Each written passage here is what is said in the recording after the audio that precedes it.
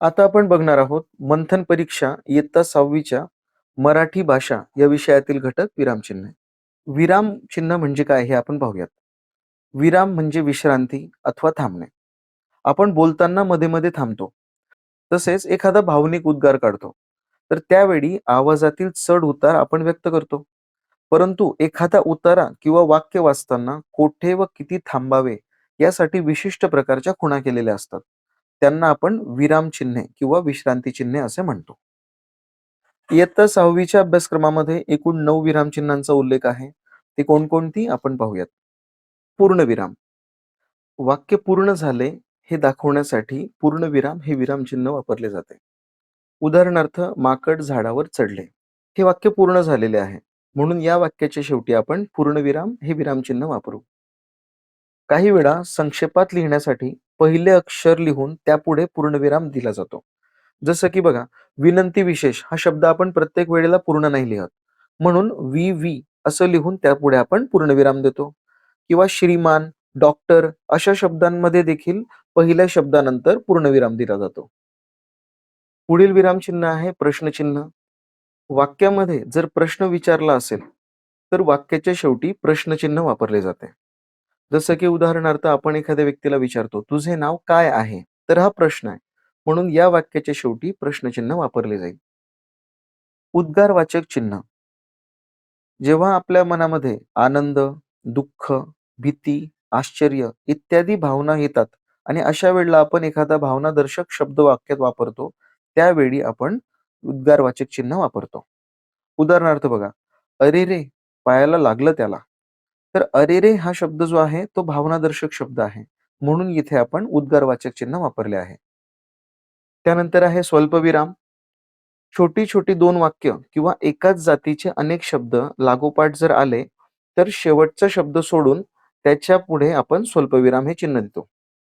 जसं की रवीला चिकू, बोरं, पेरू, आंबा ही फळे आवडतात. तर यामध्ये बघा चिकू, बोर, पेरू आणि आंबा हे चारही एकाच जातीचे शब्द आहेत.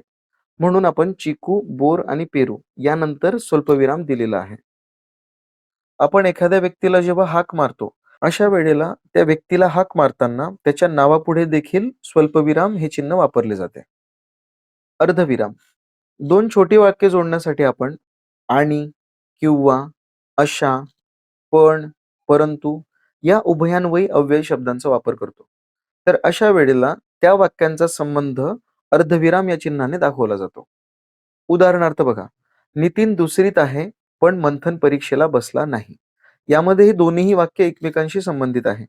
यात नितीन दुसरीत आहे यानंतर पण हे अव्यय वापरण्यात आलेले आहे. म्हणून पण या शब्दाच्या आधी आपण अर्धविराम वापरलेला आहे. पुढील चिन्ह आहे संयोग चिन्ह. 2 शब्द किंवा वाक्य एकत्र जोडण्यासाठी आपण संयोग चिन्ह वापरतो. उदाहरणार्थ, माझे आई-वडील गावाला गेले. यामध्ये आई-वडील हे शब्द जोडायचे आहेत, म्हणून यांच्यामध्ये संयोग चिन्ह वापरण्यात आलेले आहेत. अवतरण चिन्ह. अवतरण चिन्हांमध्ये 2 प्रकार आहेत. त्यातील पहिला प्रकार आहे एकेरी अवतरण चिन्ह. लेखकाचे वचन, संत वचने, ब्रीद वाक्ये किंवा एखाद्या शब्दावर किंवा शब्दसमूहावर जोर द्यायचा असेल, त्यावेळेला आपण एकेरी अवतरण चिन्ह वापरतो. उदाहरणार्थ, आपले राष्ट्रीय फूल कमळ आहे. यामध्ये कमळ या शब्दावर आपल्याला जोर द्यायचा आहे. म्हणून कमळ या शब्दाला आपण एकेरी अवतरण चिन्ह दिलेले आहे. दुसरं उदाहरण आहे सत्यमेव जयते. हे ब्रीद वाक्य आहे. म्हणून याच्या आजूबाजूला देखील आपण एकेरी अवतरण चिन्ह वापरण्यात आलेले आहे. अवतरण चिन्हाचा दुसरा प्रकार आहे दुहेरी अवतरण चिन्ह. एखाद्या व्यक्तीने बोललेले शब्द जसेचे तसे आपण जेव्हा लिहितो, त्यावेळेला दुहेरी अवतरण चिन्ह वापरण्यात येते. उदाहरणार्थ, आई म्हणाली, "आजीला नमस्कार कर." आजीला नमस्कार कर हे जसेचे तसे वाक्य आई म्हणाली होती. म्हणून आजीला नमस्कार कर या वाक्याला आपण दुहेरी अवतरण चिन्ह वापरलेले आहे. अपूर्ण विराम, ज्याला आपण विसर्ग देखील म्हणतो. एखाद्या वाक्याच्या शेवटी त्या वाक्याचा तपशील देताना आपण अपूर्ण विराम वापरतो. उदाहरणार्थ बघा, नामाचे प्रकार खालीलप्रमाणे: सामान्य नाम, विशेष नाम आणि भाववाचक नाम. हे जे 3 प्रकार आहेत, याचा तपशील आपण देणार आहोत. म्हणून नामाचे प्रकार खालीलप्रमाणे या वाक्याच्या पुढे आपण विसर्ग म्हणजेच अपूर्ण विराम वापरलेला आहे. पुढील चिन्ह आहे अपसारण चिन्ह. आपण बोलत असताना, बोलता-बोलता आपली विचार मालिका तुटल्यास किंवा स्पष्टीकरण द्यायचे असल्यास आपण अपसारण चिन्ह वापरत असतो. उदाहरणार्थ बघा, तो आला पण दुसरं उदाहरण आहे, तो रमेश ज्याने चष्मा घातला आहे, तो माझा मामेभाऊ आहे. यामध्ये बघा, आपल्याला स्पष्टीकरण द्यायचंय दुसऱ्या वाक्यामध्ये आणि पहिल्या वाक्यामध्ये विचार मालिका तुटलेली आहे. म्हणून यामध्ये आपण अपसारण चिन्ह वापरले आहे. कोणत्या वेळेला कोणते विरामचिन्ह वापरले जाते, हे आपल्याला माहीत असणं अतिशय आवश्यक आहे. त्यासोबतच प्रत्येक विरामचिन्ह कशाप्रकारे दर्शवले जाते, हे देखील आपल्या लक्षात असणं आवश्यक आहे.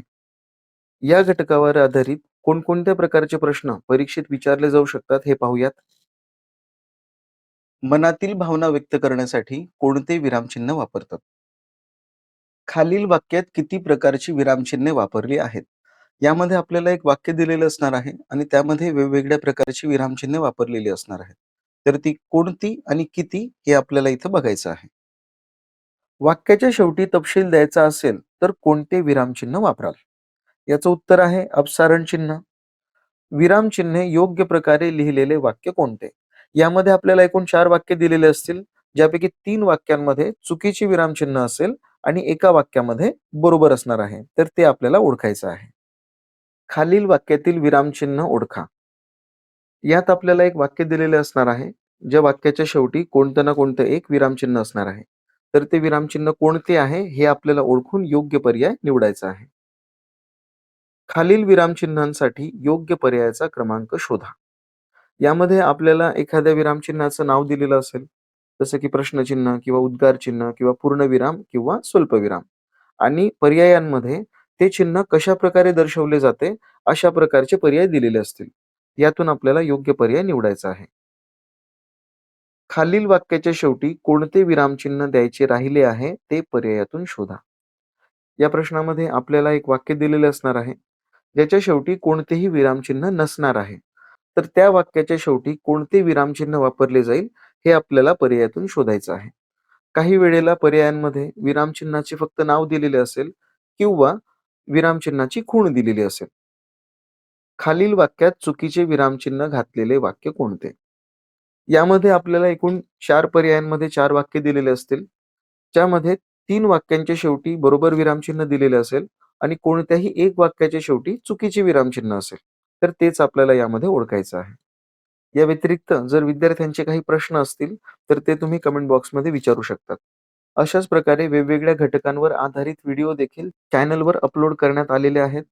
वर येणाऱ्या लिंकवर क्लिक करून आपण ते व्हिडिओ देखील बघू शकतात. हे सर्व व्हिडिओ आपल्यापर्यंत लवकरात लवकर पोहोचावे म्हणून चॅनलला सबस्क्राईब करा आणि बेल आयकॉनवर क्लिक करा. भेटूयात पुढील व्हिडिओमध्ये.